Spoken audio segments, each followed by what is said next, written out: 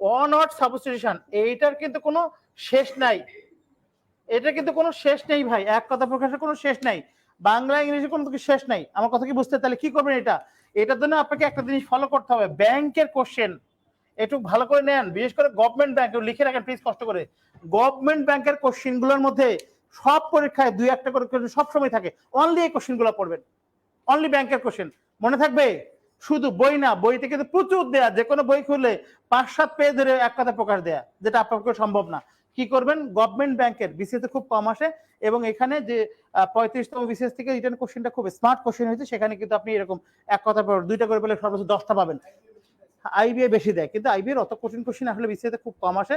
আপনি ব্যাংকের কোশ্চেনগুলো দেখবেন ভালো করে, বিশেষ করে বাংলাদেশ ব্যাংকের এডি পরীক্ষা, সরকারি ব্যাংকগুলো পরীক্ষা, বেসরকারিতে না, বেসরকারিতে আবার খুব ঝামেলাকর কোশ্চেন দেয়, বা সরকারি ব্যাংকগুলো কোশ্চেনে দেখবেন। এবং সাথে হচ্ছে নন ক্যাডারের কোশ্চেন। আপনাকে নিশ্চয়ই জব সলিউশন আছে, আছে না নাই? জব সলিউশন থেকে নন ক্যাডার কোনগুলা?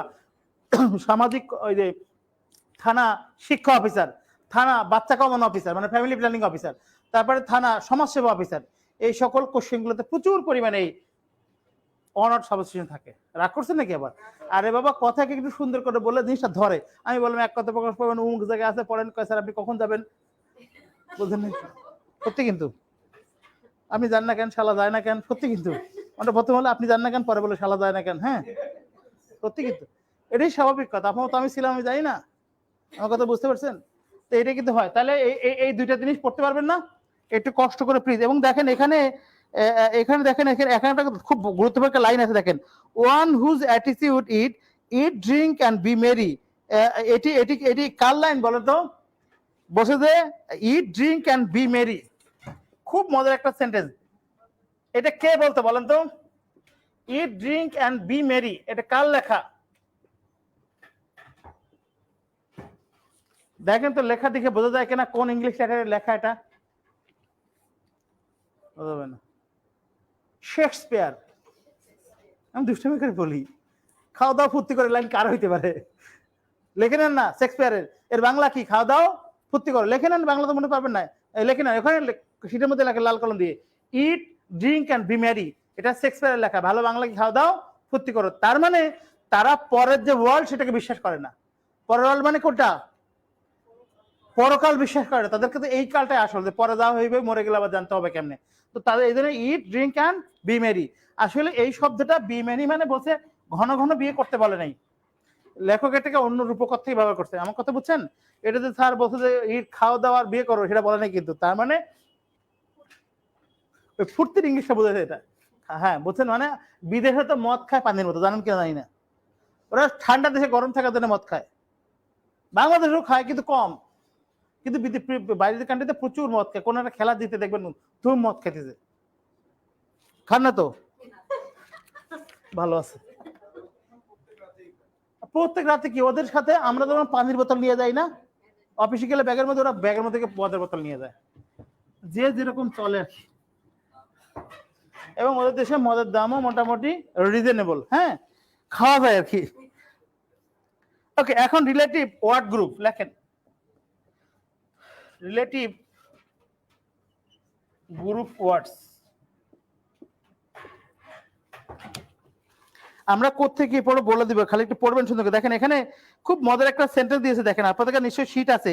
সেন্টেন্সে কি দিয়েছে দেখেন, many species of inertial fish. এই সেন্টেন্সের মিনিং আমি করবো, খুব মজা, আমার সেন্টেন্স অনেক পছন্দ হয়েছে, খুব এবং বেশ কঠিন একটা সেন্টেন্স। খেয়াল করছেন? বলছে কি দেখেন, রিলেটিভ গ্রুপ ওয়ার্ডস লিখতে পারছেন মনে হয়, বা ওয়ার্ড গ্রুপ একই কথা। এখানে বলছে যে many species of inertial fish have developed dash abilities that enable them to dash a particular location, generally tide pole that provides suitable refuge. আপনি নিশ্চয়ই কিচ্ছু বোঝেন নাই, সত্যি কথা। যারা ইংলিশ স্টুডেন্ট, ভাই ওর মুখ কালো হয়ে গেছে, আপনার মন খারাপ হয়ে গেছে। যারা আপনি ইংলিশ স্টুডেন্ট, একটু কঠিন হয়ে গেছে আপনার কাছে, আর ওখানে অ্যান্সার দেয়া আছে বলে আপনি টিক মেরে দিতে পারছেন, কিন্তু অ্যান্সার না দেওয়া থাকলে আরো কঠিন আপনার জন্য। এবং এই জিনিস 5টা থাকবে, 5টা বিভিন্ন জায়গায় মিলায়। এটা একটু শোনেন, সবসময় মনে রাখবেন যে ইংলিশের থিম নেওয়ার চেষ্টা করতে হবে। আপনি মনে করেন বাইরের কান্ট্রি দেখেছেন, খুব খেয়াল করেন, একটা কথা না বলে নয়, সেটা হলো যে আমরা ভাঙতি টাকার কথা বলি, ভাঙতি, আমাদের ভাই 100 টাকা ভাঙতি হবে, তো ওইখানে গিয়ে এক ছেলে ভাঙতি ভুলে গেছে। তো আমরা জানি বাংলা শব্দটাকে একটু কনভার্ট করলে কিন্তু হিন্দি হয়ে যায়, বুঝলেন না? কয় ভাই ভেংতি হবে, ভেংতি বোঝেন না মনে হয়। ভাঙতিরে হিন্দি বানাইছে কি ভেংতি। মজার বিষয় হলো যে ওরা এটাকে ভেংতি না, ওরা এটা চেঞ্জ বলে। ইন্ডিয়ানরা ভাঙতিরে চেঞ্জ বলে। চেঞ্জ, চেঞ্জ মানে কি করা, খুচরা করে দেয়া। আমার কথা কি বুঝতে পারছেন? তা আপনি এই সেন্টেন্সের একটা মিনিং নেওয়ার চেষ্টা করেন। মিনিং কি বলছে দেখেন, বলছে যে সাম স্পেসিস ইনার্শিয়াল ফিশ, মানে যে সমস্ত মাছগুলো সমুদ্রের তলায় বাস করে, ডেভেলপ দেয়ার ড্যাশ, বলছে ড্যাশ অ্যাবিলিটিস। তার মানে হোমিং শব্দটা মিনিং জানেন কিনা? Homing, what is homing? খুব মজার একটা ওয়ার্ড। হোমিং কি বলেন তো? হোমিং আমি অনেক মজার মজার এক্সাম্পল ছেলেমেয়েরা বুঝবো। হোমিং মানে হচ্ছে দেখবেন ছেলে একটা মোটরসাইকেল আর পেছনে একটা পাখি নিয়ে বসছে, 160 সিসি গাড়ি আর পেছনে একটা লিকলিকি চিকনা একটা পাখি, কথা বলে না, হ্যাঁ হ্যাঁ হ্যাঁ, মোটা হোক সরু হোক। এখন ঘটনা যেটা ঘটছে, ও ব্রেক করলে ওর উপর দিকে ওই পাশে পড়ে। চিকনা মেয়ের ওজন মনে করেন 25-30 কেজি হবে। আমার কথা বুঝছেন? তার মানে ও যে বের হয়েছে 2 ঘন্টা মোটরসাইকেল চালার পরে ও ভুলে গেছে কোন জায়গাতে শুরু করছিল। হোমিং মানে হলো তার নির্দিষ্ট গন্তব্যে ফেরা। খেয়াল করে দেখবেন পাখিরা কিন্তু দিনের বেলা সকালে বের হয়ে যায়, বের হয়ে তখন ফিরে আসে কোথায়? ফিরে আসে তার যেখান থেকে বের হয়েছিল। খুব মজার একটা সেন্টেন্স কিন্তু। হোমিং মানে হচ্ছে তার গন্তব্যে ফেরা, হোমিং। এমনি হোম মানে ঘর, তার ঘরে ফেরা, হোমিং। জিরান, জিরান, তাহলে তার ঘরে ফেরার জন্য। তার মানে ওই মাছগুলো দলে দলে বের হয়ে যায় সমুদ্রের মধ্যে, বের হয়ে তারা আবার কি করে? দলে দলে ফিরে কোথায়? হোমিং, বাসায়। বাধা হয় কি তাহলে বলেন তো? বাধা হয় সমুদ্রের ঢেউ। এখানে দেখেন একটা ওয়ার্ড আছে, দেখেন এই ওয়ার্ডটা হচ্ছে টাইডাল। দেখেন যে টাইডাল পোল, খেয়াল করছেন? What is tidal pool? Tide pool, sorry, tide pool কি? টাইড পোল, টাইট পোল কি? What is tide pool? Tide pool কি বলেন তো? টাইট পোল হচ্ছে জীবনে কখনো খালাতো বোনের সাথে নৌকা বাইচ খেলছেন? কি করছেন জীবনে? মনে করেন এই একটা নৌকো, নৌকার এই পাশে আপনি 100 কেজি, খালাতো বোন 30 কেজি, কি হবে বলেন তো? ওটার লগে লাগে দেবেন খালাতো বোন পানির মধ্যে। সত্য না মিথ্যা? তো ঘটনা যেটা হয়, আপনি পুকুরে দাঁড়ায় দুই পাশে এরকমই করে দেখবেন, দেখবেন খাস খাস কি হয়? ঢেউয়ের মাথা সৃষ্টি হয়, যেটাকে ফিজিক্সের ভাষায় উপরিপাতন বলে। উপরিপাতন মনে আছে? এই টাইডাল পোল মানে একবার জোয়ারে পানি উপরে উঠবে, আবার কি হবে? নিচে নামবে। তো ওই যে উপরে উঠলো, খুব খেয়াল করবেন কিন্তু, পানি খুব উপরে উঠলো আবার খুব নিচে নামলো, এর মধ্যে যাওয়ার সময় প্রতিবন্ধকতা তৈরি হবে কিনা? বুঝতে পারছি তো? মাছগুলো যখন ফিরতেছে তখন তারা যে টাইট পোল আছে, জোয়ারের যে ওই উঁচা এবং নামা, এই উঁচা নামার কারণে তারা বাধাপ্রাপ্ত হয়, ফিরতে পারে না। দেখেন কি মজার একটা সেন্টেন্স দিয়েছে। লেখাপড়া করলে কিন্তু খুব বললাম গুগলে দিবেন আর বের করবেন, তাহলে সেন্টেন্সটা কেন এখন বুঝছেন স্যার? পুরো পড়ে দেখেন তো। বলছে কি যে many species of inertia fish have develop, মানে হলো হোমিং, মানে এই যে যে স্পিসিস যেগুলো ছোট সমুদ্রের তলার মাছ, তারা এমন ভাবে রপ্ত করছে হোমিং আসা বিষয়টা, যে ঢেউ তাদের আটকাতে পারে না। স্বাভাবিক কথা, ঢেউ কিন্তু আটকে দেওয়ার কথা, উপর নিচে খাজ হলে কিন্তু আটকে যাবে। তাহলে বলছে কি many species inertial fish have develop homing abilities, they able that enable them to return to particular location, generally tide pool, the provide suitable refuge. Refuge মানে কি বলেন তো? রিফিউজ, রিফিউজ মানে কি? এই রিফিউজ মানে কি? রিফিউজ মানে কি? জীবনে রিফিউজ করছেন কাউরে? হাই ভাই বলতেন না, করছেন রিফিউজ? করেন নাই? Thank you. রিফিউজ মানে কাউকে প্রত্যাখ্যান করা, কিন্তু এখানকার রিফিউজ কিন্তু প্রত্যাখ্যান না, রিফিউজ হচ্ছে শরণার্থী। নিশ্চয়ই আপনারা এইটার নাম শুনছেন, UNHCR। এটা কি? এই ওয়ার্ডটার মানে কি? রিফিউজি। কোন জায়গার সংগঠন? জাতিসংঘের। এর সাথে ইউএন আছে, এবং নিশ্চয়ই এইচআর হচ্ছে high commission, united nation high commission for refugees. যারা যেমন আমরা ভাষান্তরে কাদেরকে আশ্রয় দিয়েছি, এরা কিন্তু রিফিউজি, তার মানে অন্য দেশ থেকে আসছে। তার মানে দেখেন রিফিউজ মানে কিন্তু যাদের কি নাই, থাকার জায়গা নাই। আমার কথা কি বুঝতে পারছেন? এখন সেন্টেন্সে পড়েন, আমার বিশ্বাস এখন সেন্টেন্সটা মিনি আপনার পরিষ্কার একদম। এটা কিন্তু খুব দরকার। আপনি বলছেন একটা সেন্টেন্স এত সময় দিচ্ছেন, এই সময় আপনাকে দিতে হবে যদি ইংলিশে ডেভেলপ করতে হয়। এই সেন্টেন্স কিন্তু আপনার জন্যই, বুঝতে পারছেন? দেখেন তো কত মজার সেন্টেন্স, দেখেন তো থিম গ্রো করে গেছে না? এখন পুরো লাইনটা আরেকবার পড়েন। মেনি স্পেসিস, স্পেসিস মানে কি? জাত। মাছের কি একটা দাঁত থাকে? ছোট বড় হ্যান ত্যান বহুত দাঁত থাকে। Many species inertial fish have develop their কি দেয়ার হোমিং অ্যাবিলিটিস, মানে ঘরে ফেরার ক্ষমতা। And they enable them to, তারা কি করে? ইনেবল মানে সমর্থ হয়, ইনেবল টু রিটার্ন মানে তারা ফিরতে সমর্থ হয়। কোথায়? পার্টিকুলার লোকেশন, নির্দিষ্ট লোকেশনে, তাই তো। জেনারেলি টাইট পোল মানে সব জায়গায় বাধা না, যেখানে কিনা ওই উঁচু নিচু খাল আছে, সমুদ্রের উত্থান পতন যেখানে, মানে স্রোত কম বেশি, একবার উপরে একবার নিচে, হ্যাঁ। Tide pool they provide suitable refuge, তার মানে কি এটা সুইটেবল রিফিউজ কেন বলছে বলেন তো? মানে মনে করেন যে যেখানে অনেক বড় উঁচু নিচু সেটা থেমে যায়, কোথায় কিছুক্ষণের জন্য থেমে গেল, ঠিক হয়ে গেল, পার হয়ে বা জায়গায় আসে। বিখ্যাত একটা সাহিত্যের লাইন, কিন্তু এটা বলতে পারবেন এটা কোন সাহিত্যের লাইন? দরকার নেই, ওইটা আপনার কাজে লাগবে না, আপনার দরকার হলো এটা। তাহলে আমি যে একটা দেখেন এই কষ্ট করে এরকম গুগলে ঢুকবেন, পুরো লাইনটা গুগলের মধ্যে দিবেন, মিনিংটা বের করবেন। রাজি আছেন কে? হাত তোলেন। আমি জানি অনেক করবেন না ভাই, এই কাজটা করেন, আপনার ডেভেলপ হবে প্লিজ। আপনি বাংলাদেশ ব্যাংকে পরীক্ষা দিবেন না? বাংলাদেশ ব্যাংকে পরীক্ষা দিবেন না? বাংলাদেশ ব্যাংকে এরকম 5টা করে থাকে, রিটেনের 5টা থাকে, এটা এরকম 5টা কোশ্চেন থাকে বাংলাদেশ ব্যাংকে। এই শুনো স্যার, ডবল মিলানো। এটা কেন থাকে? এটা হলো ভাষার মূল টেস্ট। আপনি ইংলিশ বুঝেন কিনা তার মূল টেস্ট এই লাইনগুলোতে। তাই কষ্ট করে আমি একটা লাইনে ব্যাখ্যা দিচ্ছি, এখানে আরো অনেকগুলো লাইন আছে, দেখেন সেকেন্ড পেজ দেন, আরো একটা কোশ্চেন দেখেন সেকেন্ড পেজে বলছে measurement is likely any other human endeavour চেষ্টা করা, complex activity subject to error, subject to মানে ত্রুটি সাপেক্ষে, not always use dash and frequently misinterpreted and dash. সবসময় মনে রাখবেন যদি মাঝখানে এন্ড থাকে, একটু প্লিজ খেয়াল করেন, এনে কিন্তু টেকনিক কিন্তু আছে। মিস শব্দটা কোথায় ব্যবহৃত হয়? মিস কার ক্ষেত্রে? হ্যাঁ হ্যাঁ হ্যাঁ, কথা বলতে হবে। এই মিস বলবেন স্যার কোন মিস? মিস দুইটা, কিন্তু উপরের মিস কি? বউ বউ মহিলা। নিচের মিস কিন্তু বোঝা কি? মিসলিডিং। মিসলিড মানে কি? মিসলিড, ভুল পথে নিয়ে যায়। মিস মানে নেগেটিভ ওয়ার্ড বোঝায়। মাঝখানে আছে কি? এন্ড না ভাই, খুব খেয়াল করেন। আমরা জানি যে কনজাংশন আর টু টাইপস, একটা হলো subordinate conjunction, coordinate conjunction. Coordinate conjunction and but or not yet for there, and but or not yet for coordinate conjunction. এছাড়া বাকি যা কিছু পাবেন, since, as, when, as, if যা আছে গ্যাপ থেকে সব কিছু সাবঅর্ডিনেট কনজাংশন। আমরা জানি সাবঅর্ডিনেট কনজাংশন 3 ধরনের ক্লজ তৈরি করে, নাউন ক্লজ, অ্যাডজেক্টিভ ক্লজ আর কি নাউন, অ্যাডজেক্টিভ এবং অ্যাডভার্বিয়াল ক্লজ তৈরি করে, এবং ওইগুলো সবসময় সামনে থাকে। মাঝখানে এন্ড থাকা মানেই এই পাশে মিস লিড থাকলে ওই পাশে একটা এরকম মিস শব্দ থাকবে, একই রকম। দেখেন তো কোথাও মিস শব্দ আছে কিনা? অপশনের মধ্যে কোথাও মিস শব্দ আছে কিনা? নাই। কটার মধ্যে আছে? কটার মধ্যে? ওইটাই অ্যান্সার। ভালো লাগে না? সেন্টেন্স গুলোর মধ্যে মিস শব্দটা আর কোথাও আছে? বলবেন স্যার আর একটা শব্দ থাকতে পারতো, এখানে দেয় নাই। থাকলেও আপনি মিনিংটা দেখেন। এখন কি বলছে দেখেন, বলছে যে এখানে হলো আপনার প্রপারলি এবং মিস আন্ডারস্টুড। একটু দেখেন পুরো সেন্টেন্সে পড়লে আপনি মিনিংটা পাবেন।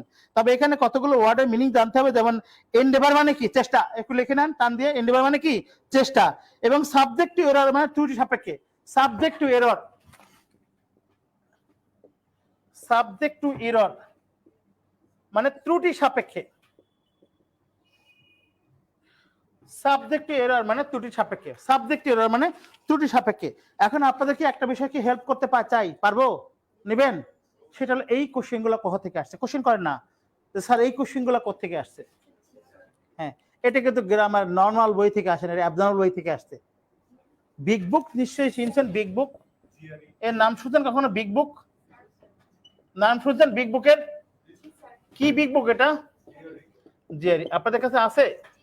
জি, তুলে রাখছেন না কখনো পড়ছেন?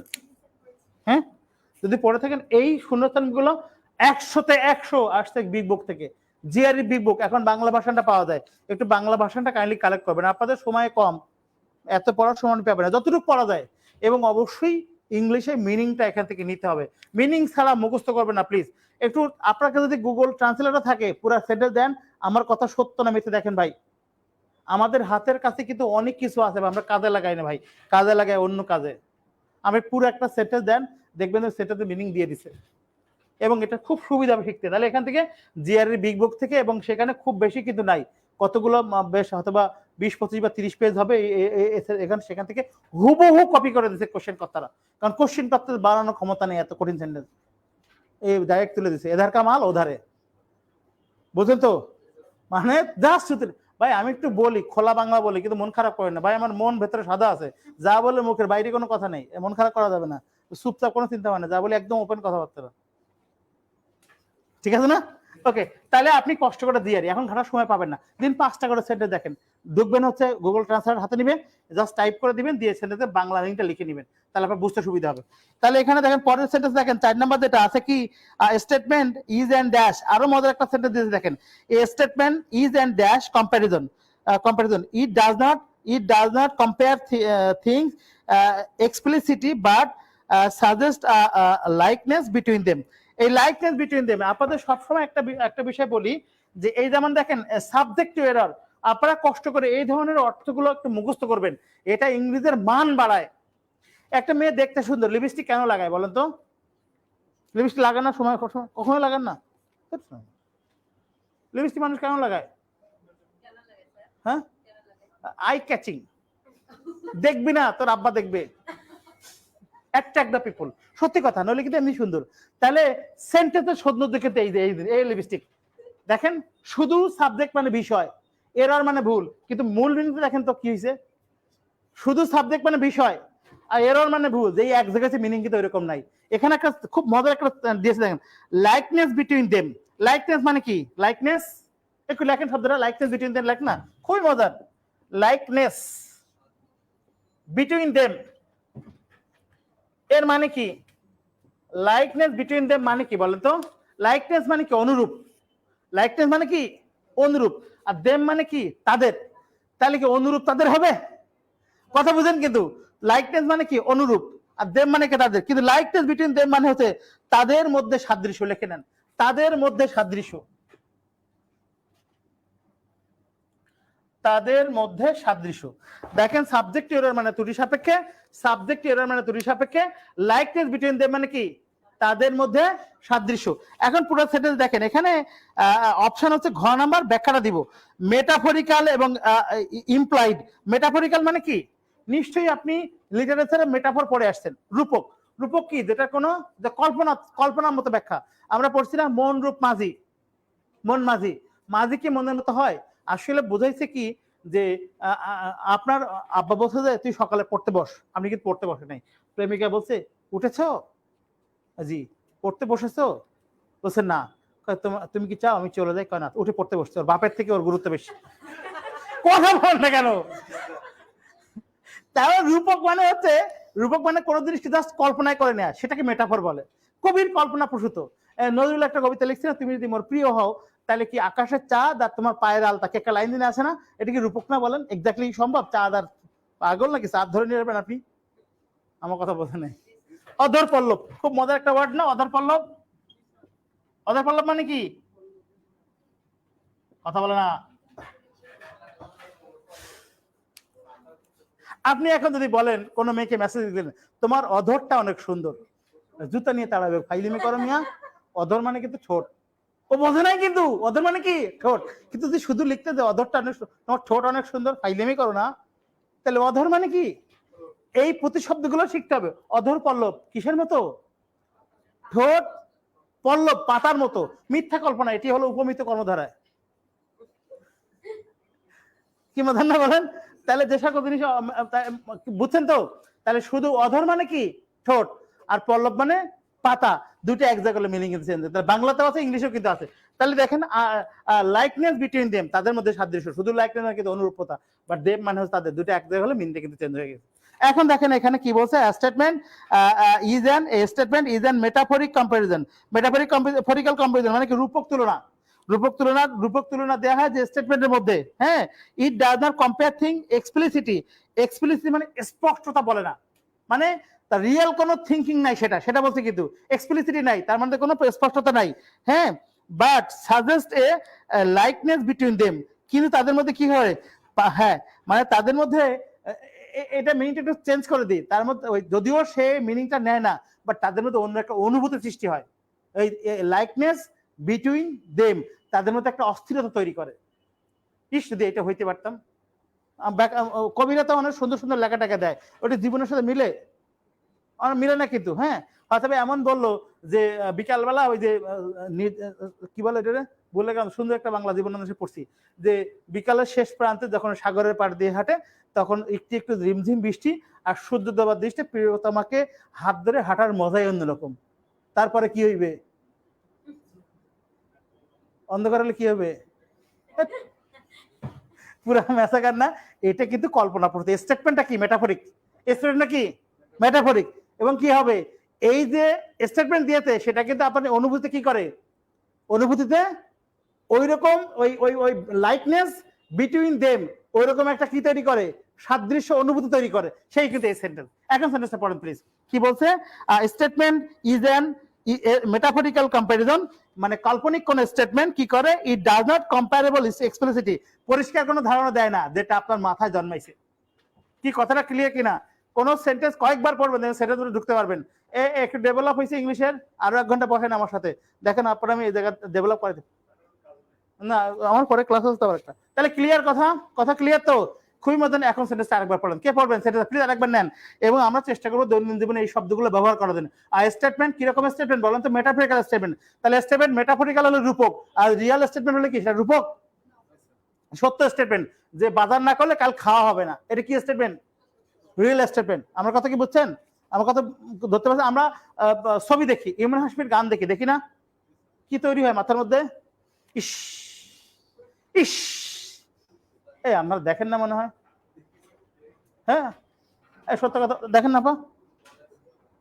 দেখছেন মাথার দিক নিয়ে যাচ্ছে। ক্যাডার সার্ভিস যাবেন, কদিন পরে অ্যাডমিনে যাবেন, পুলিশে যাবেন, কাস্টম যাবেন, এরকম করলে তো আপনি মনে করেন অ্যাডমিন ক্যাডারে জয়েন করলেন, ওখানে থানাতে পুলিশের সাব ইন্সপেক্টর তো দুনিয়ার পাক না, ও কোলে লাভ দিয়ে উঠবে, পাইছে একটা অ্যাডমিন ক্যাডারে, ওর থেকে আপনাকে সে আনা হইতে হবে, না আপনি বিপদে পড়ে যাবেন। হ্যাঁ অবশ্যই, চোর চোর ধরতে হলে আপনাকে চোর হইতে হবে, এক্সপার্ট চোর হইতে হবে। তুই পালাবি কোথায়? বাংলা ছবি আছে না? তো তাহলে সেন্টেন্সে দেখি, statement is an metaphoric comparison, তার কম্পারিজন করা হয়তো রিয়েল হইতে পারে, মেটাফরিক হইতে পারে। এটা কি হবে? ইট does not compare things explicitly, পরিষ্কার কোনো ধারণা দেয় না। বাট কিন্তু কি করে, এই বাটের জায়গায় কি ব্যবহার করতে পারতেন? হাউএভার। কেন বলেন তো? প্রথমে সব একরকম কথা বলছে, পরে এখন উল্টা কথা বলবে। বাট আর হাউএভার কাছাকাছি মিনিং দেয়, তবে বাট আর হাউএভারের মধ্যে বড় পার্থক্য হলো যে হাউএভার যে কোনো জায়গায় বসতে পারে, বাট বসতে গেলে অবশ্যই দুই পাশে দুইটা independent sentence লাগবে, because but makes a compound sentence. Compound sentence connect between two sentences which are কি independent, right? এর মধ্যে অবশ্যই একটা সাবজেক্ট এবং ফাইনাইট ভার্ব থাকে। ইংলিশ বুঝি না যদিও, try to do it. Okay, then তার মানে আমরা গাই ট্রাই করে দিই কতদূর যাওয়া যায়। তাহলে এই কতগুলো সেন্টেন্স একটু দেখছি এখানে আমরা। এখানে হচ্ছে আসে মোট হচ্ছে 10টা সেন্টেন্স দিয়েছে ওনারা। একটু কষ্ট করে 10টা সবই কিন্তু বিশেষ পরীক্ষার কোশ্চেন, বিশেষ অন্য চাকরির পরীক্ষার কোশ্চেন। এই 10টা একটু ব্যাখ্যা সহ পড়বেন। আমরা 4টে কিন্তু অটোমেটিক্যালি পড়ছি, 3টা পড়ছি অটোমেটিক্যালি। মজার কিন্তু সেন্টেন্সগুলো কয়েকবার করে পড়লে দেখবেন আয়ত্ত হয়ে গেছে, কিন্তু আপনি একবার পড়ে কোনো আগামাতা পাবেন না। মনে হয় গীতা পড়তেছে, নারায়ণ নমস্কৃত্যং দেবী সরস্বতী অন্ধ নম মাকা মালিকা নম কালিস্তে নম, এরকম মনে হবে। কিন্তু না, আপনি কষ্ট করে কি করতে হবে, কয়েকবার পড়লে আপনি ঢুকতে পারবেন ভেতরে, কয়েকবার। কিন্তু মন খারাপ করে না কিন্তু আবার। দেন হচ্ছে আসেন অ্যানালজি। এইটা হলো সবথেকে মজার জিনিস। What is analogy? অ্যানালজি কি বলেন তো? সাদৃশ্যতা। তার মানে কি হবে, মানে আপনি যেমন একটা ওয়ার্ড লিখি অটোমোবাইল, অটোমোবাইল এবং গ্যারেজ। এখন আপনাকে বললো এইখানে হচ্ছে এরোপ্লেন, এখানে কোনটা হবে সেটা বের করতে বলো। খুব খেয়াল করেন, একটু দেখেন। এর সব থেকে সেন্টেন্স সহজটা দিয়েছি আপনাকে একটু একটু আমার আশেপাশে রাখার জন্য। সেটা হলো দেখেন, বলছে কি কাজ হলো যে অ্যানালজি মানে হচ্ছে এই দুইটার মাঝখানে কি খুঁজে বের করতে হবে, সম্পর্ক। সম্পর্ক কত রকম হয় বলেন তো? কত রকম? 13 রকমের সম্পর্ক আমার চোখে ধরা পড়ছে। কয় রকম? তাহলে অ্যানালজি 13 রকম। কিরকম 13 রকম? জামাই বউয়ের সম্পর্ক, দেবর ভাবির সম্পর্ক, কথা বল না। হ্যাঁ, এই সম্পর্ক না এগুলা।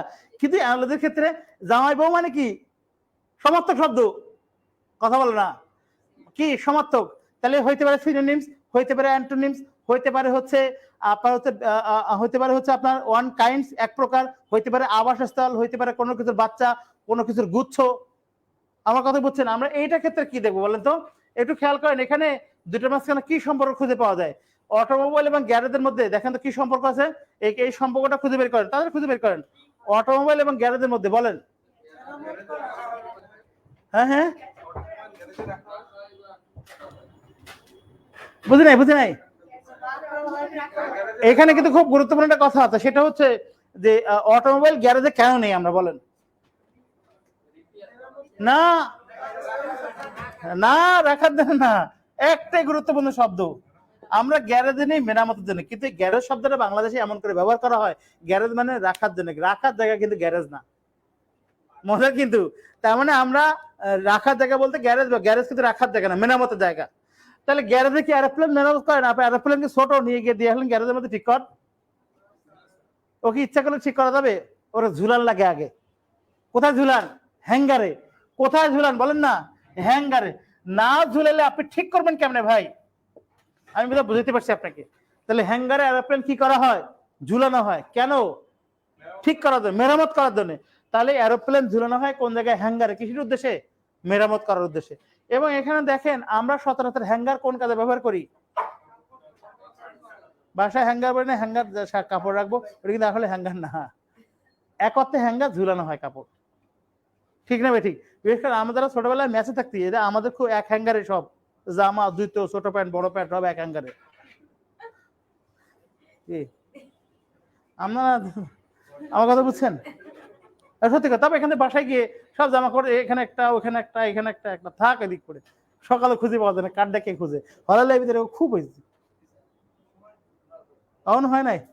আমরা ভালো মানুষ, আমরা আমাদের কথা কই, এলোমেলো সব অগোছালো না। তাহলে আপনি খারাপ বউ পাবেন, আমি কনফার্ম, দেখবেন এটা অগোছালো। তাহলে আমরা এটা কি বুঝি? একটু টাইপস গুলো লিখবো প্লিজ, কোন কোন টাইপস এর কোশ্চেন থাকে একটু লেখেন, মানে অ্যানালজির টাইপস গুলো লিখবেন, লেখেন টাইপস অফ অ্যানালজি। আমরা এখানে শীটের মধ্যে টাইপস গুলো দেওয়া নেই, আমি আপনাদেরকে শীটের একটু টাইপস গুলো বলে দিতে চাই, প্লিজ একটু লেখেন। এক নম্বর লিখবেন সিনোনিমস থাকে, সিনোনিমস, একই রকম শব্দ থাকে, এক নম্বর লেখেন সিনোনিমস। দুই নম্বর অ্যান্টোনিমস, বিপরীত শব্দ থাকে। তিন নম্বর লিখবেন কাইন্ডস। চার নম্বর লেভেল অফ ডিগ্রি।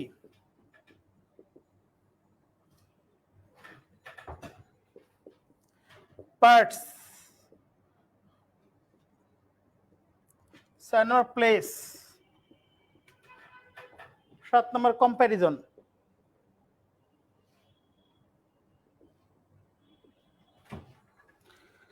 এইগুলো কি বলেন তো?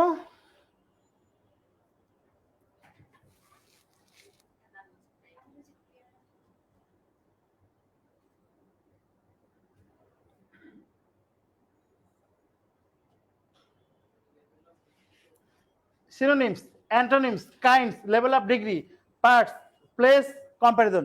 level of degree না বলতে এটা ক্লিয়ার করি। রুইন মানে কি বলেন তো? রুইন, রুইন এন্ড ড্যামেজের পার্থক্য কি বলেন? জামাইয়ের সাথে ঝগড়া, কখনো মোবাইল ভাঙছেন? কখনো মোবাইল ভাঙছেন? আপনারটা না জামাইয়েরটা? ঝগড়া হলে দেখি, ঝগড়া হয়েছে, আমারটা ভাঙে, হেডটা ভাঙে না। মোবাইল সামনে আছে, আমারটা পেলে আসার দিছে, হেডটাও কিন্তু ভাঙে না। যাতে মাতাল তাহলে ঠিক। ড্যামেজ মানে কি? নষ্ট করা। কিন্তু পার্থক্য হলো, ড্যামেজ একটা মোবাইল বাড়ি দিলেন, ভাঙলো, ওটা ঠিক করা যাবে আবার, this is called damage. But mobile একটা বাসের চাকার তলায় পড়লো, ওটা রুইন। ক্লিয়ার কথা? মন খারাপ করছেন নাকি? আমার সাথে বসে থাকলে আপনি শিখবেন ইনশাআল্লাহ। রুইন মানে কি? যা ঠিক করা যাবে না, এমন ধ্বংস হয়েছে। তাহলে ড্যামেজের সর্বোচ্চ যে লেভেল, সেটাকে বলা রুইন, লেভেল অফ ডিগ্রি। ধ্বংসের সর্বোচ্চ মাত্রা কি? রুইন, মানে এরপর আর ঠিক করা যাবে না। আর ড্যামেজ কি? ঠিক করা, নষ্ট হয়েছে, কি হবে আবার? যেমন ওই যে নদীর যে ব্যারেজগুলি, রিভার ব্যারেজ, এটা কি বন্যা হয়, ভেঙে দেয়, আবার ঠিক করে কিন্তু। তাহলে যেটা ঠিক করা যায় সেটা হলো কি? ড্যামেজ। আর যেটা ঠিক করার সময় সেটাকে বলা রুইন, RUIN, রুইন। আমার কথা কি বুঝতে পারছেন? তাহলে এখন তারপরে কাইন্ডস কি? কাইন্ডসের একটা উদাহরণ দেই। আমরা আপাতত 7টা লিখে দিচ্ছি, এগুলো মনে পড়তেছে না, এদের মাঝখানে মনে পড়ে লিখে দিই। মোট 13টা টাইপস আমি দেখছি।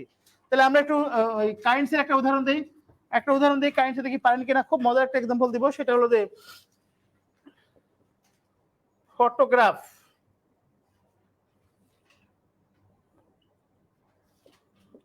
ফিগার। তেমনি টেক্সটের কি হবে? টেক্সটের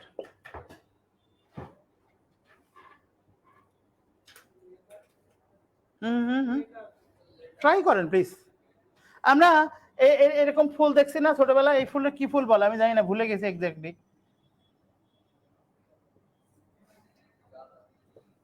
কি এর গাদা? গুড, এই যে ধরতে পারছেন, এটা জবা ফুল বলি না। ওর নিচে কি লেখা থাকে বলেন তো? FIG কি লেখা থাকে? হিবিস্কাস রোজা সাইনেন্সিস, তাই তো?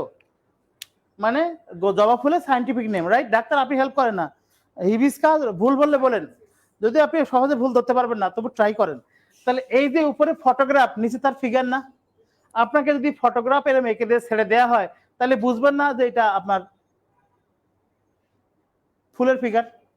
তাহলে ফটোগ্রাফ চেনা যায় কি দিয়ে? নিচে ফিগার লেখা থাকে। তাহলে টেক্সট চেনা যায়। টেক্সটের বিষয়টা ক্লিয়ার করি। এরকম একটা টেক্সট দেয়া থাকলো, পুরো একটা টেক্সট, আপনারা দেখবেন এর মধ্যে হয়তো 10 লাইন বা 12 লাইন লেখা আছে। তো যে কিনা লিখেছে, হ্যাঁ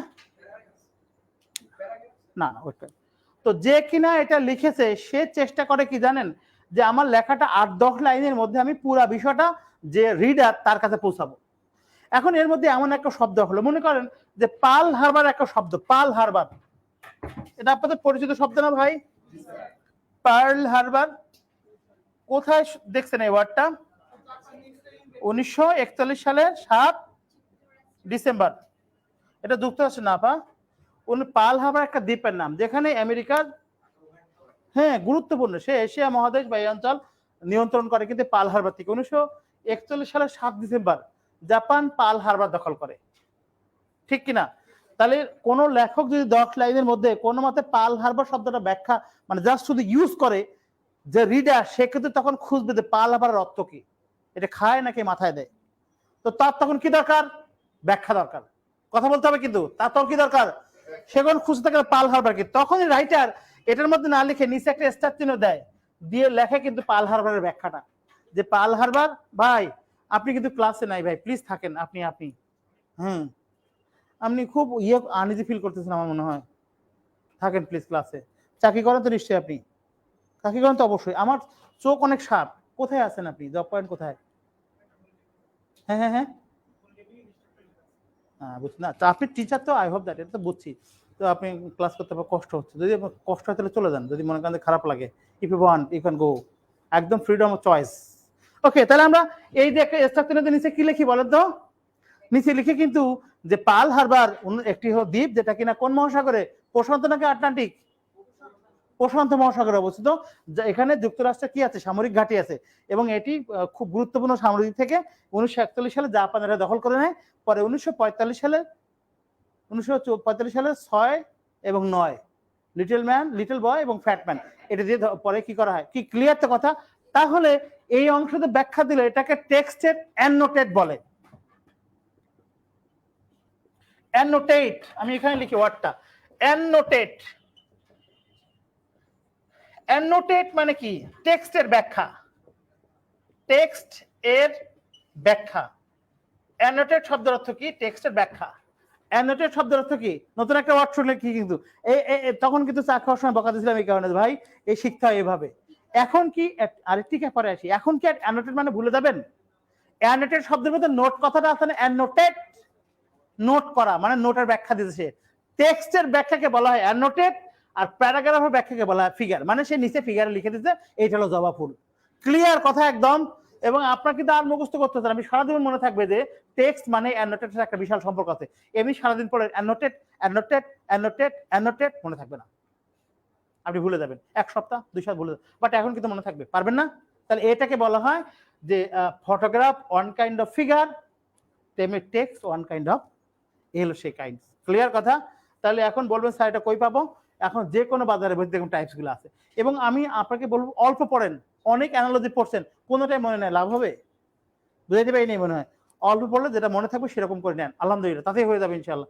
যারা ক্যাডার সার্ভিসে জয়েন করছে তারা কিন্তু অনেক পড়ে ক্যাডার হয় নাই, যেটা পড়ছে ভালো করে পড়ছে, আধো আধো স্বপ্ন নেওয়া যাবে না, যে স্বপ্ন পুরোটা খেটে নিতে হবে, এটা খুব গুরুত্বপূর্ণ। রাজি? গুড। তাহলে আমরা পরের টপিক যাই একটু। ও এখানে অ্যানালজিগুলো একটু দেখেন, এখানে অ্যানালজিগুলা এবার বিশেষ পরীক্ষায় একটা অ্যানালজি আছে খুব সহজ, ওই যে অক্সিজেন অ্যান্সার যেটা, তাই না? এখানে অ্যান্সার গুলো দেখেন বলছে অপরিচ্ছন্ন এবং রোগ, পরিষ্কার স্বাস্থ্য হবে। তাহলে অপরিচ্ছন্ন থাকলে যেমন কি হয়, রোগ হয়, মানে অপরিচ্ছন্ন থাকলে কি হয়, রোগ হয়, তেমনি পরিষ্কার থাকলে স্বাস্থ্য ভালো থাকে, একটা কারণে আরেকটা। তারপর দেখেন অনুগ্রহ, অনুগ্রহ নিগ্রহ তেমনি উগ্র সৌম্য। এই কষ্ট করে এখানে যেগুলো আছে একটু কাইন্ডলি একটু পড়ে ফেলতে হবে, এখানে অনেকগুলো আছে অ্যানালজি, 35টা আছে। এবং এখানে যেটা করা হয়েছে শীটের মধ্যে বিগত বিসিএস পরীক্ষাগুলো সব এখানে আছে, অন্তত অ্যাটলিস্ট এই 35টা মুখস্থ করেন। কমন ভালো হলে কমন পারলে, না হলে বাইরে চলে গেল, নো প্রবলেম। দেন হচ্ছে অড অন আউট, একটু দেখেন এই যে জিনিসপত্র পাইছি দেখেন, এইটা কিন্তু পরীক্ষা আসছে অড অন আউট। এটা কিন্তু প্রথম যে কোশ্চেনটা, এই প্রথম কোশ্চেনটা এবার বিসিএস পরীক্ষা আসে দেখেন, এই কোশ্চেনটা এবার বিসিএস পরীক্ষা আসে দেখেন, বিসিএস কনফিডেন্সের এই শীটের প্রথম কোশ্চেনটা বিসিএস পরীক্ষা আসছে এবার, একটু দেখেন না।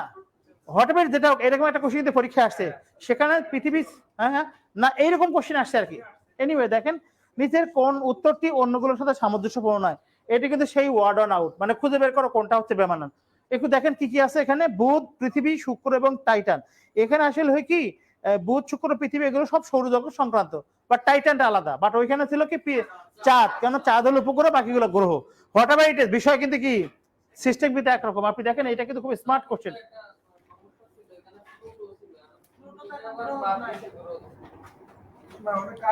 শেষ কর না, তার অ্যান্সারটা আছে। তার পিএইচসি সবসময় কিন্তু ওই কারেন্ট তথ্য অ্যাপ্রুভ ছাড়া নেয় না।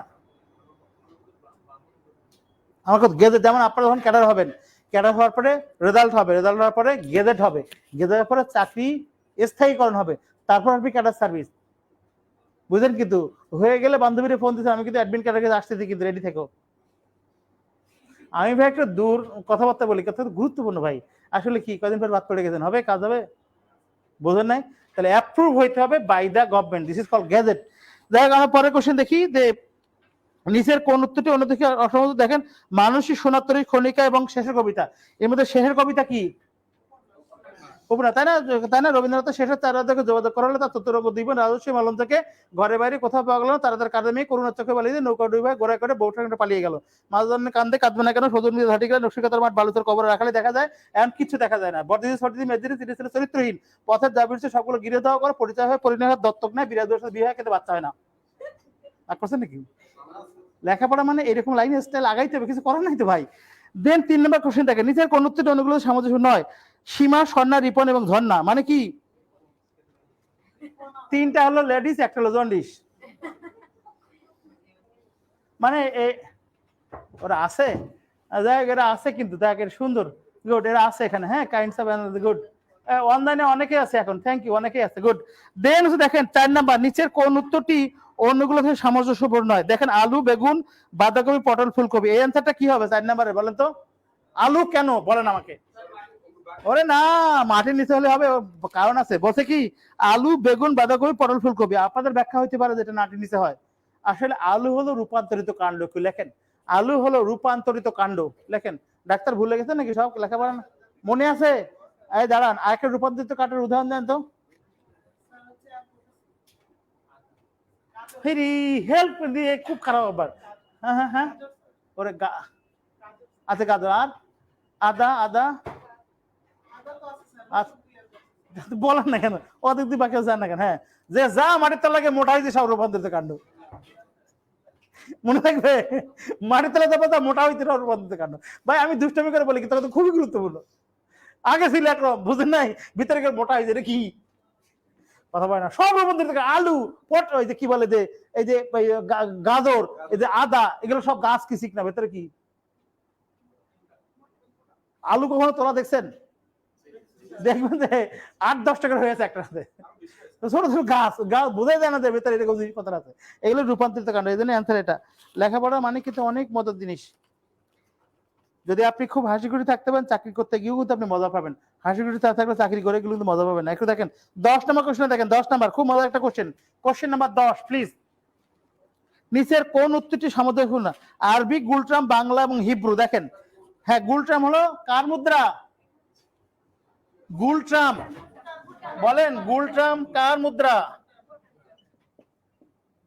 বলেন না। রাজধানী কি? দেশের নাম কি? খুব মোটা মানুষ, গল্প করতেছে সেই গল্প, ওরা কি বলছে, থাম বাটা গুল দিবি না, ভোটটা থাম গুল দিবি না। তাহলে ভুটান থিম্পু গুলট্রাম, গুলট্রাম হলো এটার মুদ্রার নাম, ভুটান থিম্পু গুলট্রাম। এবং এটা খুব ইম্পর্টেন্ট, একটু ডিফারেন্ট টাইপের কিন্তু মুদ্রা এটা, এই জন্য পরীক্ষা আসে। দেখেন তাহলে এই আরবি, বাংলা, হিব্রু সবগুলোই ভাষা, এর মধ্যে গুলট্রাম হচ্ছে মুদ্রাম, সুতরাং এটা অ্যান্সার। তারপর দেখেন পোস্টার, ছবি, কাগজ নকশা, পোস্টার, ছবি, কাগজ নকশা, এইগুলো সবই কিন্তু কোনো না কোনো কিছু আঁকানো থাকে। কাগজের মধ্যে সাধারণত আঁকানো থাকে না, কাগজ যখন এইগুলোতে আঁকা আঁকি করেন তখন ওগুলোর নাম পরিবর্তন হয়ে যায়, পোস্টার হয়, তারপর হয় হচ্ছে ছবি, নকশা, এইগুলা। তারপর দেখেন এখানে খুব মজার একটা জিনিস দিয়েছে, of the four things following three alike the certain way, সবগুলো একই, টার, এবনি, স্নো এবং কোল। টার কি বলেন তো? টার, ওরে টার আলকাতা না বাবা, টার আলকাতা, টার কি, হোয়াট ইজ টার? হ্যাঁ হ্যাঁ, এখানে কিন্তু কেউ আছেন যে যিনি কিনা কম্পিউটার সায়েন্সের হ্যাঁ ইনস্ট্রাক্টর, এখন আপনার সাথে আমার যুদ্ধ আছে। কাম ফ্রম টার, ওয়্যার, লেখেন ট্যাপ, লেখেন না ট্যাপ আর্কাইভার, লেখেন ট্যাপ আর্কাইভার, ট্যাপ আর্কাইভার, এই শব্দটা থেকে টারের উৎপত্তি। ট্যাপ আর্কাইভার, প্লিজ, টি আর এ আর মিলে হয়েছে ট্যাপ, প্লিজ দেখেন, ট্যাপ আর্কাইভার থেকে উৎপত্তি টারের, লেখেন না, খুব মজার। এইটা গেল কম্পিউটারের কথা। আর কাঠের ক্ষেত্রে এরকম, কাঠের মধ্যে এরকম জায়গা দেখবেন কালো একটা অংশ এরকম কালো থাকে, এইটাকে বলা হয় টার, এই কালো অংশটাকে বলা হয় টার। এবং এটা যদি বায়োলজিতে নিয়ে যাই, আমরা জানি যে ফ্লোয়েম, জাইলেম এবং ফ্লোয়েমের মাঝখানে ক্যাম্বিয়াম থাকে, এটা কিন্তু একটা কথা আছে, এটা কিন্তু ক্যাম্বিয়াম না, বিকজ ক্যাম্বিয়ামের এরকম থাকে, এরকম থাকে দেখতে, এটাকে এই ক্যাম্বিয়াম, ভেতরে এই জায়গাটা কালো থাকে, এই যে জায়গাটা ভেতরে ফাঁকা থাকে, কিন্তু খুব খেয়াল করে দেখবেন, ডাক্তার কথা বলেন আমার সাথে হেল্প করেন আমারে, হ্যাঁ এইটাকে মধ্যে না পা, মধ্যে না, আমি গাছের কথা বলতেছি, এটাকে বলে ক্যাম্বিয়াম, বাইরে থেকে জাইলেম, ভেতরে ফ্লোয়েম, মাঝখানে থেকে ক্যাম্বিয়াম, বাট এটা কিন্তু ভিতরে পুরো অংশটা কালো, বুঝতে পারছি? এটা হলো কি জাইলেম ফ্লোয়েমের বিষয়, এটা কিন্তু টার, ট্যাপ আর্কাইভার, খুব খেয়াল করে দেখেন, এই আসতে কোত্থেকে মনে থাকবে, কথা বলতে হবে কিন্তু, রাগ করছেন নাকি? এটা কিন্তু টার না,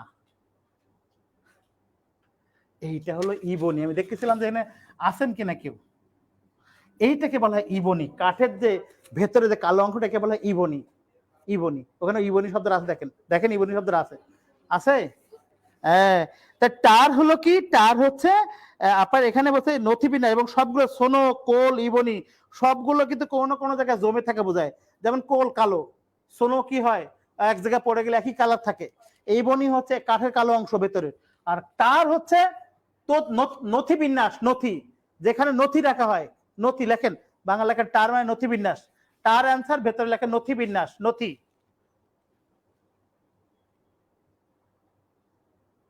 অ্যান্সার কিন্তু শুনো একটু প্লিজ খেয়াল করেন, অ্যান্সার কি হবে শুনো, কেন অ্যান্সার শুনো, কেন দেখেন, টারের ভেতরে কালো অংশ, ইবনের ভেতরে কালো অংশ, কোলো কালো, শুধু শোনো কি সাদা, এই জন্য কিন্তু অ্যান্সার। তা এখন যদি আপনি টারের মানে না জানেন, তাহলে টার তো বলবেন তার, টার কার, তার, তাই না? তাহলে টার মানে কি, ট্যাপ আর্কাইভার, যেখানে কি লেখা হয়, তথ্য রাখা হয়, নতুন একটা শব্দ শিখেন কিন্তু, তাহলে এখান থেকে এইগুলো একটু কাইন্ডলি পড়ে নিতে হবে। দেন ডিসিশন মেকিং অ্যাবিলিটি, সিদ্ধান্ত নেওয়ার ক্ষমতা, একটু দেখেন, ডিসিশন মেকিং অ্যাবিলিটি, সিদ্ধান্ত নেওয়ার ক্ষমতা, খুবই গুরুত্বপূর্ণ একটা টপিক, প্রত্যেক বিসিএস পরীক্ষা কোশ্চেন থাকে, ডিসিশন মেকিং অ্যাবিলিটি থেকে প্রত্যেক বিসিএস পরীক্ষা কোশ্চেন থাকে, খুবই ইম্পর্টেন্ট টপিক। একটু দেখেন এখানে কোশ্চেনগুলো দেখি, এবং এখানে যেটা বলবো এই কোশ্চেন আপনি কমন পাবেন না, ডিসিশন মেকিং অ্যাবিলিটি কোশ্চেন আপনি কমন পাবেন না, তবে যদি আপনার থিংকিং ডেভেলপ করতে পারেন অ্যান্সার করতে পারবেন। দেখেন প্রথম কোশ্চেন দেখেন, what would you do if you see the passenger fall out running bus. আচ্ছা আমি আপনাকে কি বলেছিলাম ক্লাসের শুরু থেকে, মিড লেভেল খুঁজতে হবে, একটা বাস থেকে যাত্রী পড়ে যাচ্ছে, আপনি যাত্রীর সাথে লাভ দিবেন, যাত্রী পড়ে যাচ্ছে আপনি যাত্রীর সাথে লাভ দিবেন, পাগল নাকি? যদি আপনার জামাই পড়ে যায় তবুও কথা কয় না, দেখছেন দেখছেন কথা কয় না, কি করবেন?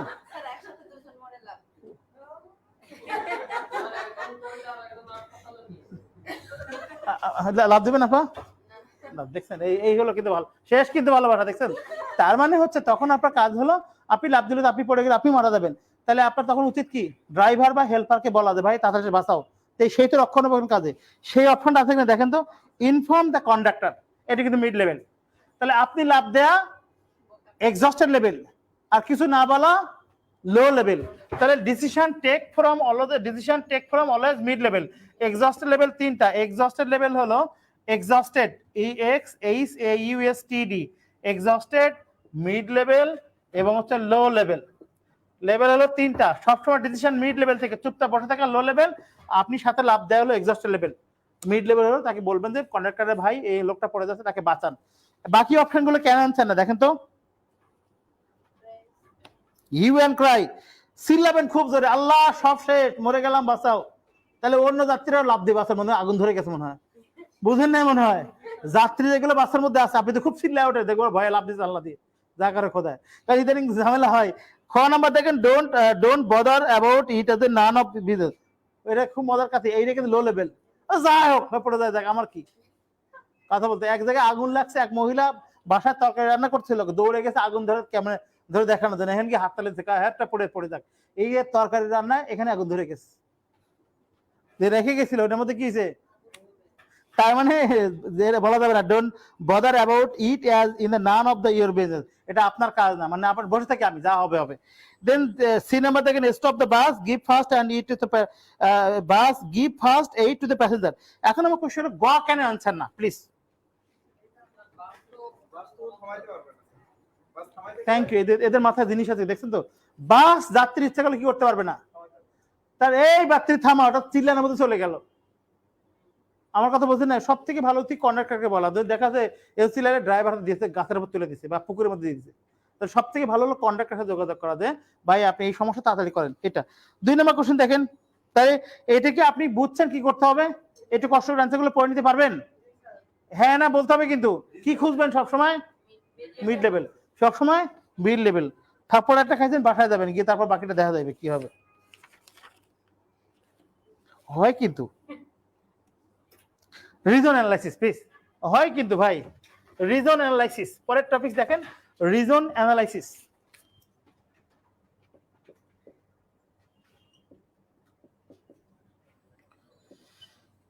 রিজন অ্যানালাইসিস, যারা অনলাইনে ক্লাস করতেছেন জানি না আপনারা ক্লাস কেমন লাগতেছে, একটু কষ্ট করে কমেন্টস করেন, তাহলে খুশি হই। আপনারা বুঝতে, আপনাদের কাছে শীট থাকলে আর পড়তে মজা হইতো, কেননা শীট ছাড়া ক্লাস করা একটু ডিফিকাল্ট। আমি আশা করি আপনাদের সবার কাছে নিশ্চয়ই শীট আছে, কাইন্ডলি একটু জানান আপনাকে জিনিসগুলো বুঝতেছেন কিনা। রিটেন পরীক্ষা মানে একটু ক্রিটিক্যাল, একটু বদারিং, ভালো লাগার কথা না, তারপরেও কিছু করার নেই, আপনাকে শিখতে হবে প্লিজ। দেখেন রিজন অ্যানালাইসিস কি, প্রথম কোশ্চেন দেখেন, Chittagong is famous city because, Chittagong শহরটি বিখ্যাত কারণ কি, একটু দেখেন। এখানে এমন কোনো কারণ হইতে হবে যে কারণটা অন্য থেকে কিন্তু আলাদা। আমরা একটা বিষয় দেখি, যেমন দেখেন মহানবী, এটা কোন সময় বলেন তো, মহানবী বলেন বলেন,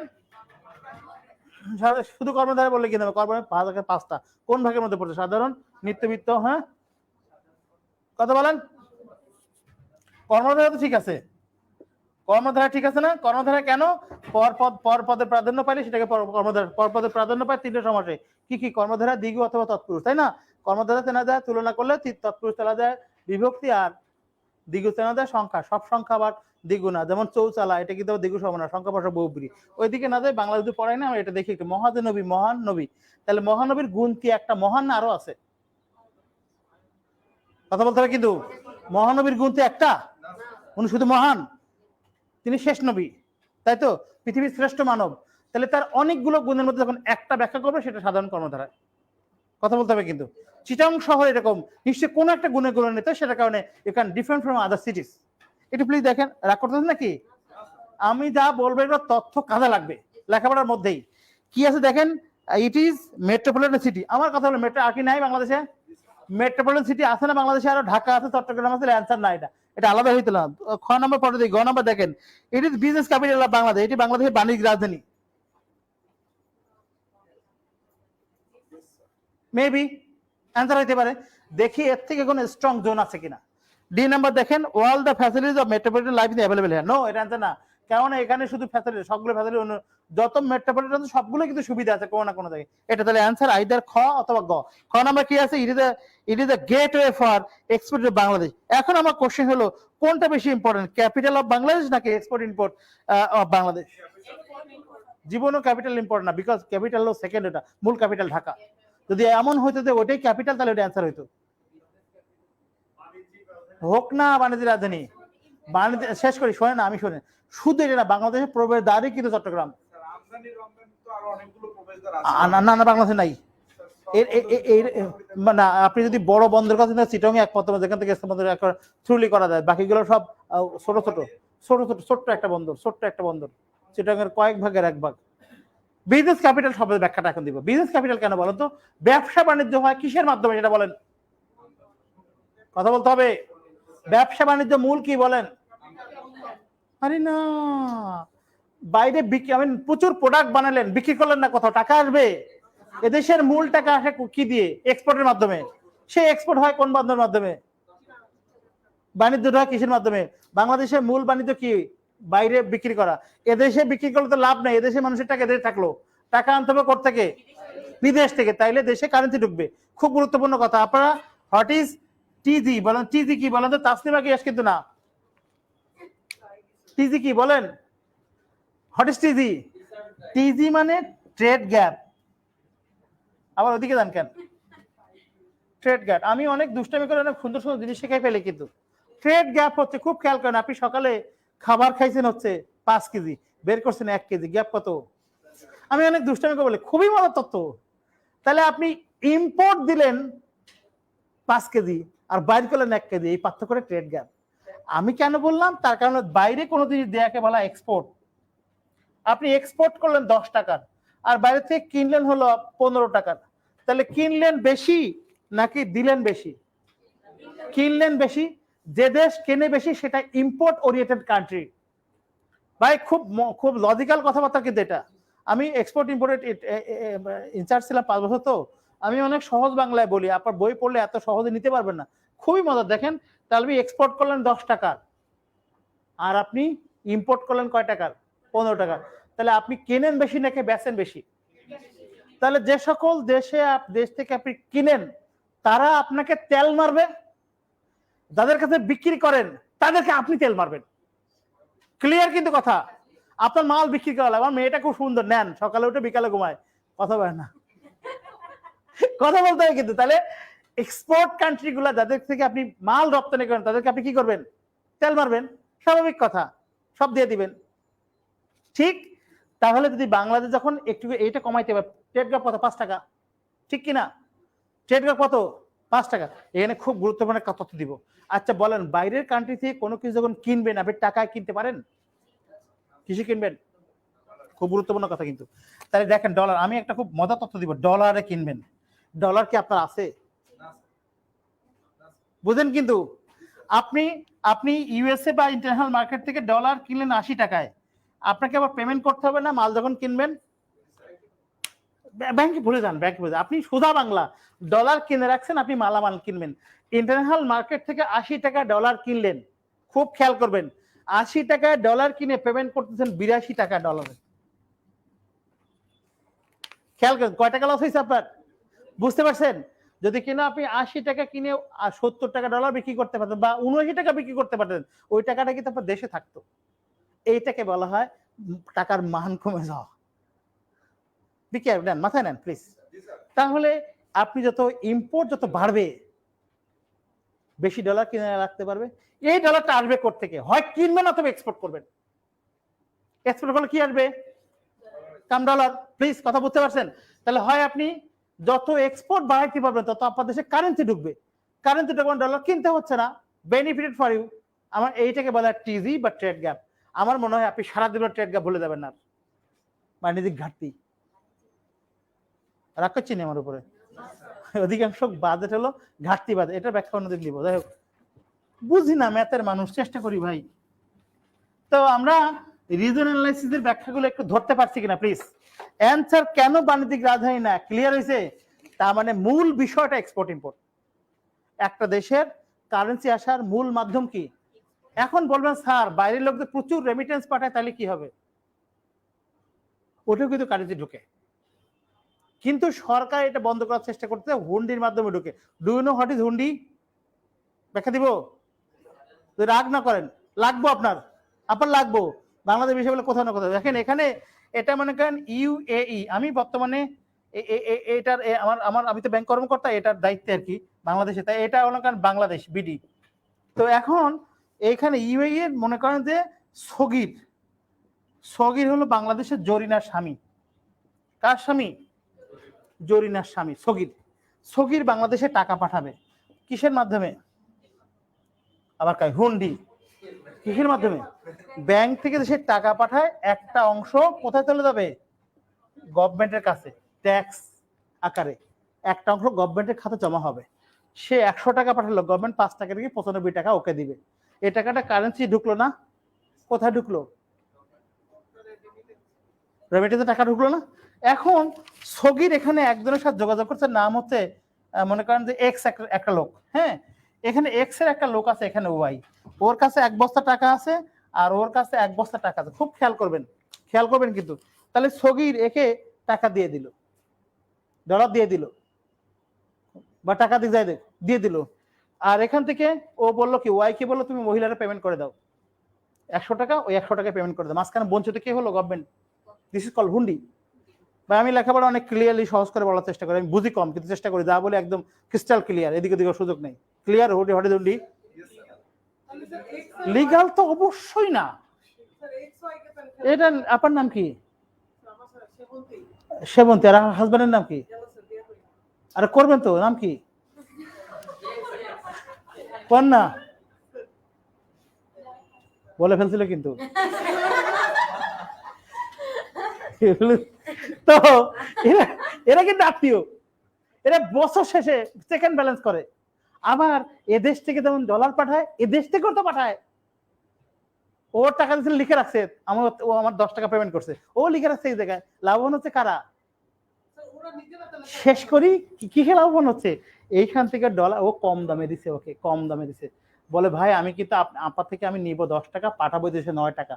রাজি? আপনি রাজি। কেন? কারণ এখান থেকে ও দেয়া লাগে 1 টাকা, এখান থেকে 5 টাকা। ক্লিয়ার? বুঝাতে সক্ষম হয়েছি? তাহলে এখানে 1 টাকা লাভ, তো বসে থেকে টাকা ওইখানে, এখানে হচ্ছে যে ওই 1 টাকা কামাই করে সারাদিন মদ খায় ঘুরে ফিরে, ও তো তো ক্লিয়ার। দয়া করে হুন্ডি নিয়ে কথা বললাম, এটা খুব বড় যেন আপনাদের কোনো তথ্য আপনি না বুঝলে আপনি আমার ধারে আসেন, চেষ্টা করি আপনাকে আমি একদম ক্লিয়ার কার আইডিয়া দেওয়া দেন ইনশাল্লাহ। দেয় না তো, ওভারফোন বলে যে এই এত টাকা দিয়ে দে, বছর শেষে তাদের মাঝে হিসাব আছে, ওই যে এখান থেকেও টাকা পাঠায়, ও ওখান থেকে কিন্তু পাঠায়, দেখা গেল দুজনে তো একই রকম, একই আত্মীয়। কি কমতি থাকবে? এও পাঠাবে, ও পাঠাবে, দেশের লোক বাড়ি টাকা পাঠায় না? ওইটা আমি ব্যাখ্যায় গেলাম না, এদের লোক বাড়ি টাকা পাঠায় না, ওই যে পাঠায় না টাকা। আরো কাহিনী না, ও আমরা ছুড়ে ফেলবে বাংলাদেশ ব্যাংক। ওকে, তাহলে রিজনাল অ্যানালিসিস ক্লিয়ার কিনা? রিজনাল অ্যানালিসিস পরিষ্কার কিনা? একটু কষ্ট করে এখানে দেখেন, প্রত্যেকটাতে কিন্তু যথাযথ সুন্দর ব্যাখ্যা আছে, শুধু নিতে হবে। এবং দেখেন সেখানে অবশ্যই মিড লেভেল কথাটা কিন্তু আছে। ওকে, দেন হচ্ছে আমরা অসম্ভবতা, একটু আপনাদের শীট থাকলে দেখেন 8 নম্বর টপিক হচ্ছে অসম্ভবতা বা ইম্পসিবিলিটি, যেটা দ্বারা সম্ভব না। যেমন আমরা একটা ফ্যামিলি কি ছাড়া সম্ভব না বলেন তো? ইম্পসিবিলিটি খুব থাকে পরীক্ষায়, ইম্পসিবিলিটি। দেখেন অবশ্যই ফ্যামিলি কি থাকতে হয়? ফ্যামিলি মেম্বার মাস্ট, মেম্বার ছাড়া ফ্যামিলি হয়? হবে না। তারপর যদি সিগারেটের মধ্যে কি থাকতে হবে? অবশ্যই টোবাকো, তামাক থাকতে হবে।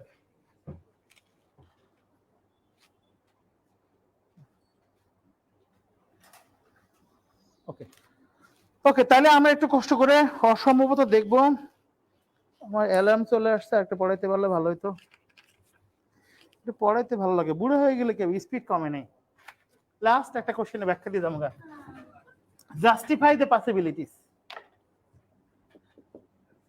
Justify the possibilities. একটু দেখেন প্লিজ, একটু দেখেন এখানে একটা কোশ্চেন দেখি আমরা, page number 22, page number 20, yes page number, একটু প্লিজ দাঁড়ান। Justify the possibility, page number 20, page number 20, প্রথম মিটিং অলওয়েজ ড্যাশ, প্রথম question page number 20, meeting always dash. দেখেন কি আছে, আছে কি দেখেন,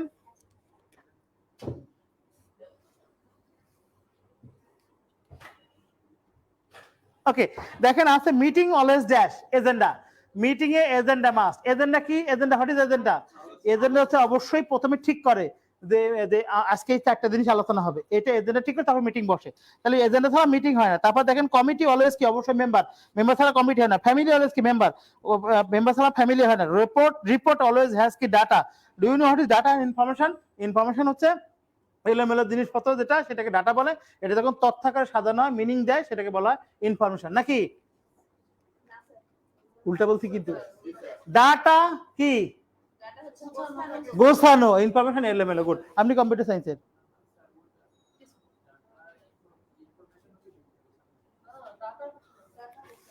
ভালো করে দেখেন বাসায় গিয়ে। এই মোটামুটি আমরা আজকে আগাবো না, যতটুকু মোটামুটি উপকার করতে পারছি না, উপকার করছি।